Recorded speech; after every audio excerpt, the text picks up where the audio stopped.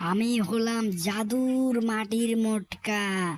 আমি রাত্রিবেলা প্রতিদিন রামুর বাড়ি খুঁজি। কোন জায়গাত রামুর বাড়ি, সেই বাড়িটা যদি আজকে খুঁজে পাই, তাকে অনেক বড় লোক বানিয়ে যাব আজকে। আমি হলাম জাদুর মাটির মটকা।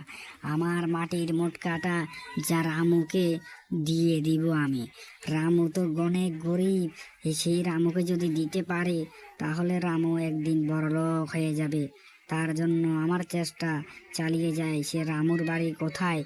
রামু, তোর বাড়ি কোথায় বল? আমি চলে এসেছি, তোর জন্য জাদুর মটকা চলে এসেছে। তোর জাদুর মটকা চলে এসেছে।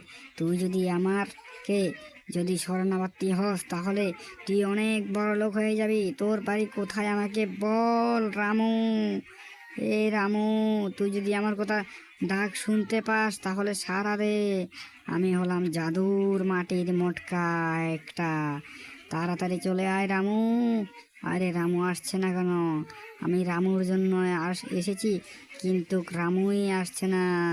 আমি এখানে মাটিটা থুয়ে, মাটির মটকাটা থুয়ে আমি চলে যাব।